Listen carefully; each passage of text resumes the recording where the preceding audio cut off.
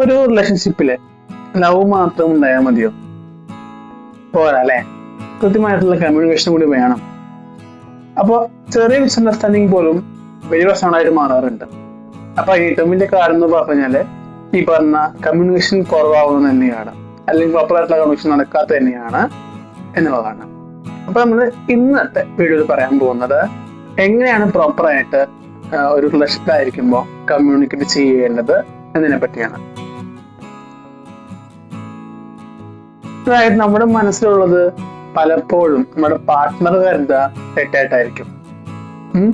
ഇപ്പൊ നമ്മള് അപ്സെറ്റ് ആയിട്ട് എന്തുകൊണ്ട് അപ്സെറ്റ് ആയെന്ന് പറയണം.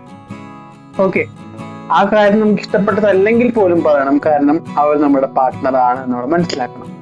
ഓക്കെ, കാരണം വെച്ചാല് ഒരു ചെറിയ സംശയം മതി അവർക്ക് ഓവർ തിങ്കിങ്ങിലേക്ക് പോകാനായിട്ട്. അപ്പൊ അതുകൊണ്ട് അത്തരം സന്ദർഭങ്ങൾ കൃത്യമായിട്ട് ഒഴിവാക്കുക എന്നുള്ളത് തന്നെയാണ്.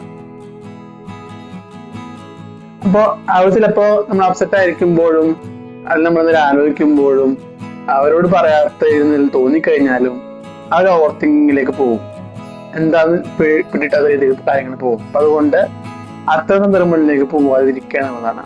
പ്രോപ്പറായിട്ട് കമ്മ്യൂണിക്കേറ്റ് ചെയ്യാൻ ശ്രമിക്കുക. ഇനി അവനല്ലെങ്കിൽ അവൾ നമ്മളെ മനസ്സിലാക്കുന്നതിന് പകരം നമ്മൾ മനസ്സിലാക്കി കൊടുക്കുന്നതാണ് യഥാർത്ഥ രീതിയിലുള്ള ബന്ധം എന്ന് പറഞ്ഞാല്. അതായത് നമ്മൾ പറയും അവര് മനസ്സിലാക്കുന്നില്ല എന്ന്. അവരെങ്ങനെയാണ് നമ്മൾ മനസ്സിലാക്കേണ്ടത്? നമ്മുടെ മനസ്സിലുള്ളത് വായിക്കാൻ അവർക്ക് സാധിക്കുമോ എന്ന് നമ്മൾ മനസ്സിലാക്കണം. എല്ലാവരും സൈക്കോളജിസ്റ്റുകളല്ല, എല്ലാവർക്കും ഹിപ്നോട്ടിസം അറിയില്ല, എല്ലാവർക്കും മൈൻഡ് റീഡിങ്ങും അറിയില്ല, മനസ്സിലാക്കണം. ഓക്കെ, അപ്പൊ ഈ കമ്മ്യൂണിക്കേഷൻ എന്ന് പറയുമ്പോൾ 24 മണിക്കൂർ സംസാരിക്കുന്നതല്ല.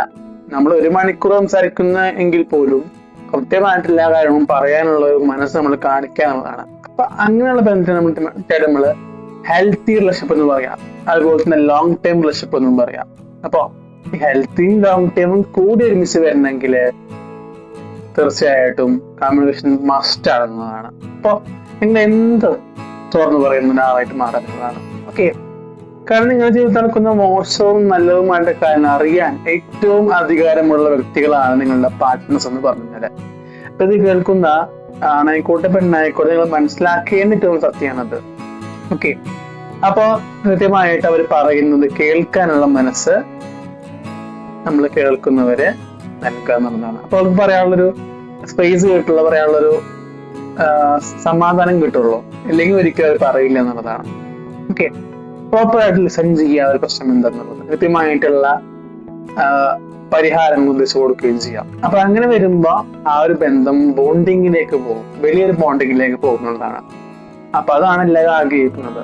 തീർച്ചയായിട്ടും കമ്മ്യൂണിക്കേഷൻ ഉറപ്പായിട്ടും വേണം എന്നുള്ളതാണ്. ഓക്കെ, ഒരു ബന്ധത്തിന്റെ വഴക്കിന് ഏറ്റവും വലിയ കാരണമാണ് പ്രോപ്പറായിട്ട് കമ്മ്യൂണിക്കേറ്റ് ചെയ്യാത്തത്. നമ്മൾ തിരക്കിലായിരിക്കുമ്പോൾ നമ്മൾ സമയം കുറഞ്ഞു പോകും. ഈ സമയം കുറഞ്ഞു പോകുമ്പോൾ ഉണ്ടാകുന്ന പ്രശ്നം എന്ന് പറഞ്ഞാല് സ്വാഭാവികമായിട്ടും നമ്മൾ ആ ഇടയിലുള്ള ഒരു സംസാരം കുറയും. ഡെയിലി വിളിച്ചിരുന്നവരിൽ ഇപ്പോൾ ഒരാഴ്ചയിൽ ആയിരിക്കും വിളിക്കുക, അല്ലെങ്കിൽ ചിലപ്പോ ആ ഒരു ദിവസം വിളിക്കുന്നത് തന്നെ 10-15 മിനിറ്റ് ചുരുങ്ങാൻ ചാൻസും ഉണ്ട്. അപ്പൊ എല്ലാം പകർ സമയം അതിൽ കിട്ടിയെന്ന് വരില്ല.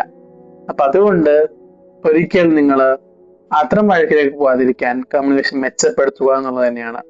ഓക്കെ, ഇപ്പൊ ഈ സൈലന്റ് ട്രീറ്റ്മെന്റ് എന്ന് പറഞ്ഞ സംഭവം നമ്മൾ കേട്ടിട്ടുണ്ട് അല്ലെ?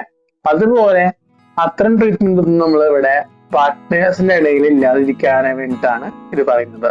ഓക്കെ, കാരണം വെച്ചാല് എനിക്ക് പറയാനുള്ള കാര്യം വെച്ചാല് ഓണസ്റ്റായി സംസാരിക്കാം.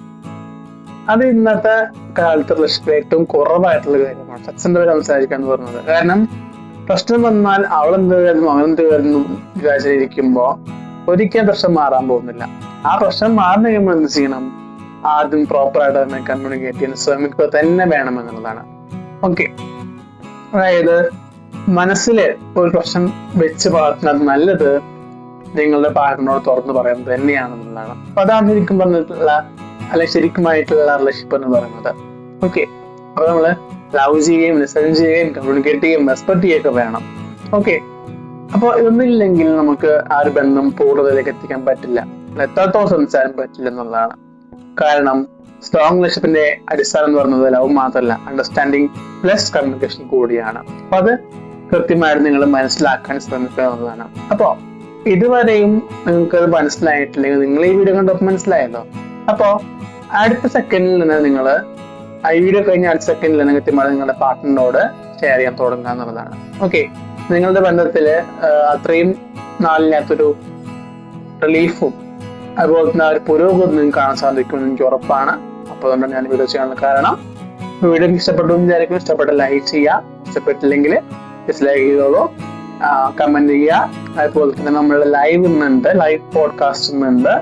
അപ്പൊ അതിൽ കൃത്യമായിട്ട് നിങ്ങളുടെ ബന്ധത്തെ കുറിച്ചുള്ള സ്റ്റോറീസ് ആയിക്കോട്ടെ, അല്ലെങ്കിൽ രസകരമായിട്ടുള്ള നിങ്ങളുടെ ഇമോഷൻ ആയിക്കോട്ടെ, രസകരമല്ലെങ്കിൽ പോലും നിങ്ങളുടെ ഇമോഷൻസ് എക്സ്പ്രസ് ചെയ്യാൻ പറ്റുന്ന ഒരു വേദി കൂടെ നമ്മൾ ലൈവ്.